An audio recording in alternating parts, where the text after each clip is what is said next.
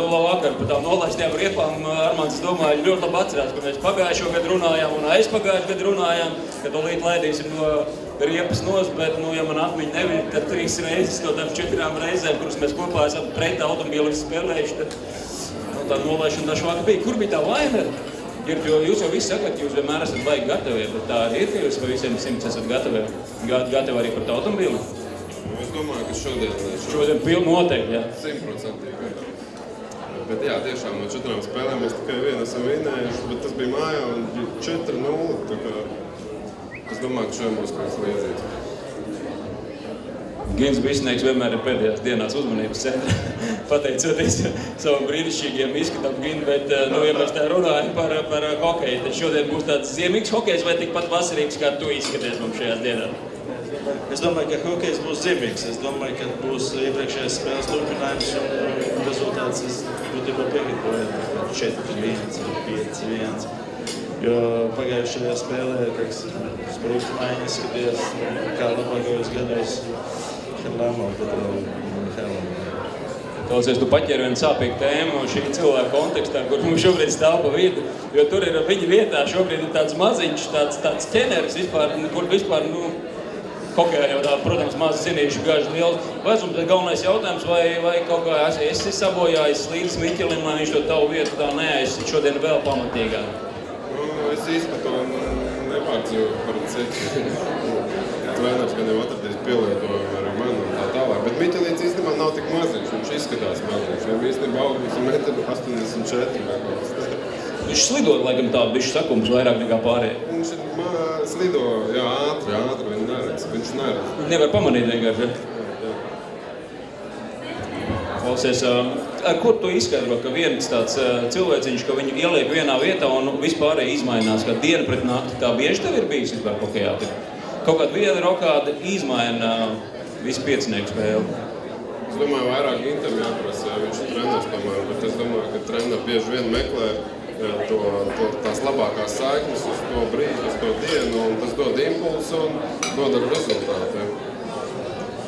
Kā tu, Gint, redzi, Pekarauta Kalio meklē vairāk, salīdzinot ar Juliju Šupleru? Kaut kādas maiņas, rokādas un tādas? Es domāju, ka ne vairāk, ne. Praktiski tikpat, izējot no tā materiāla, kas viņam ir, bet kas attiecās par to jautājumu, kad vienu cilvēku ieliek, tas nenozīmē, ka tas būs katru spēli. Es ceru, ka tas būs vēl šo spēli, es ceru, ka tas būs un turpināsies, bet tas noteikti nav, ka tas ir dilemma mūžīgi. Varbūt būs mūžīgi? Es ceru, uz to, ka viņiem varētu iet katru spēli, tad es galīgi par to nepārdzīvotu, tad mēs uzvarētu katru spēli un līdz ar to reiz. Tu būtu gatavs arī, es nezinu, varbūt uz tribīnēs sēdēt visu sezonu, ja zinātu, ka visas spēles vinnēs. Tā gluži ne. Tomēr man ir sportiskais gars arī iekšā, un es arī gribu piedalīties. Bet komandā ir 4 uzbrukuma trīnieki, un es domāju, ka pārējos trijos tomēr ir iespēja kaut ko mainīt un uzlabot. Klausies, mēs baigi nopietni aizlaidām šito visu. Skaidrs, ka mēs vinnēsim 5-1 vai 7-2 šodien, bet kā par to iekšējo konkurenci ir komandās? Tev ir nācies būt, varbūt ne Dinamo, bet es nezinu, kur tu esi Vācijā vai citā vietā, kur, Džeki, ka tu esi bijis tajā tā sajūta ir bijusi, ka, šitais tika izdarīts tāpēc, lai varbūt es nebūtu augstāk vai kā leģionāri starpā konkurenci. Es domāju, ka spēlējot ārzemēs, ja tu esi leģionārs, uz tevīm liek un tev ir jāspēlē. Un, ja tu nedod rezultātu, tev vienkārši pasaka paldies. Ja. Bet čaļu starpā, konkurence uz vietu, uz skanošo. Tas tā nav. Ja tu esi labāks, tu spēlē, un tas arī viss. Tur nav tā, ko. Ja tu netiec līdzi vai tu esi sliktāks, tad nevar piedalīties. Nav bijis tā, ka tu stāv pie vārtu stabu pilnīgi brīvs un tomēr to piespēli nesagaidi. Gaidu, nesagaidi. Es domāju, ka nav bijis nekā tā, ka kāds speciāli nedod. Ir spēlētāji, kur vairāk met pa vārtiem un ir koncentrējušies uz metienu. Ir spēlētāji kā Jānis, tas pats Sprukts, viņam patīk atdot vairāk. Ja. Kā tev ir? Gan tā. Tas atkarīgs no No daudz faktoriem. No fiziskās sagatavotības uz to brīdi, ja tu jūties labāks, tu vari pats izlīst uz vārtiem, ja? Ja tu varbūt tās kaut kur piekust, varbūt vairāk ar galvu jāspēlē. Ir visādi momenti. Ja? Klausies, spēlēšana mājās un izbraukumā. Kā tev no malas izskatās, kur viņi labāk spēlē, mājās un izbraukumā? Vajadzētu būt, ka mājās labāk spēlē. Tribīns dzen uz priekšu, bet es domāju, ka tā arī ir. Jo, diemžēl, nav tā kā mājas sienas palīdz, un nav viņam tā stresa no publikas. Tā publika tiešām mēs dzen uz priekšu. Tā kā, ja vairāk fani braukāt līdzi viņiem, tad droši vien, kad arī izbraukumā un spēlēt labāk. Kā ir ar Peku? Jo Jūlijus Šuplers iepriekš stāstīja, ka tur izbraukumā viņam vieglāk, jo viņš tomēr ieliktais rāmjos, ko viņš grib no jums panākt. Es nezinu, vai tev bija blefs, vai tā bija, bet kā ir? Nav tā, ka mājās čaļiem ir grūtāk paturēt prātā to, ko tas treneris jums klārē. Es tagad no sākuma nesaprotu par to Šupleru, ko viņš bija domājis, bet es tagad tā padomāju. Tieši tas, ko Gīns teica, ka publika dzēn uz priekšu, visi pa galvu, pa kāklu uz priekšu, un tiem 7 gols automobīlistam. Varētu teikt, ka tā bija, un to Šuplers uzsvēra, kad mūsu publika dzina uz priekšu, sevišķi play-offā mums nevarēja apstādināt pirmā periodā. Mēs skrējām, kā saka, 2 spēles, tad kārtīgi dabujām pa mizu, ja.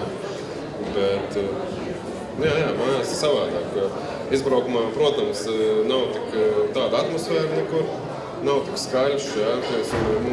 Varbūt to, nezinu, skatītāji, bet uz laukuma ir daudz jārunā savā starpā, ja. Jārunā un jādzird otrs, bet tas nav iespējams šeit, ja. Ja ir notiek kaut kāda darbība un tu kliedz, Jāni, es esmu aizmugurē, tur nav varianti, ja. Kurš ir vislielākais pļāpa laukumā? Varbūt izņemot vārdsargus, kuriem varbūt tā vieglāk ir diriģēt to visu? Es nezinu.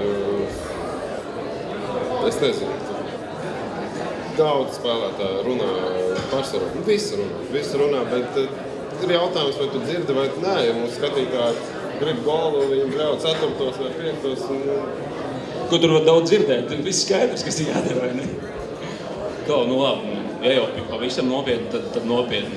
Vai ir tā, ka jūs tagad jūtaties labāk šajā jau rauta kalio hokejā un liekas, ka sāk parādīties tā savienojums starp to, ko viņš grib un to, ko jūs mākat? Jo tikai to, ko viņš izskatījās sākumā, ka tieši tas, ko viņš grib, ka tas tomēr nav tā līdz saknēm jūsos un ka to nevar dabūt ārā, piemēram, es atvainos no Sašas Ņiživī vai no cilvēkiem, kas visu mūžu ir spēlējuši Krievu hokeju vai no juniora Ģirta Ankipāna. Es tā nemāku teikt, hokejs tomēr beigās atkarīgs no spēlētāja uz laukumu. Viņš spēlē un viņš dara, jā. Un Rauta Kalio ko pieprasa? Viņš pieprasa, lai visi kustētos, visi spēlētu vienādi, pēc vienādām notiek. Pie Šuplera bija jākā savādāk. Katra maiņa, katrs trīnieks varbūt veidoja to spēli, kā viņš redz. Bet pie Rauta Kalio ir noteikti sistēma un noteiktām schēmām pēc tām, kurām viņš grib redzēt. Nezinu, vai mēs ņemam paudīt droši vien tik nopietni aizgājumu. Vēl par to lidošanu mēs varbūt pēc tam varam parunāt, kas un kādi ir tie lidošanas rituāli, kas šogad varbūt nav tā labākā saruna tēma, bet Harmons Simpsons. Jā, mēs izdevām ņemt. Beidzot, man izdevās parunāt vairāk nekā tev. Paldies mūsu ekspertiem katrā ziņā. Jums bija interesanti vismaz tie, kur klausījās, ko? Ideāli. Jums ir jautājumi? Nav? Tiešām neviens jautājums? Labi, pēc tam spēles laikā pamēģināsim. Paldies mūsu ekspertiem, jāsāk gatavoties spēlē. Paldies Ģirtam, paldies Gintam, paldies Dāvidam. Vēlreiz es aicinu visus tātad Baltika.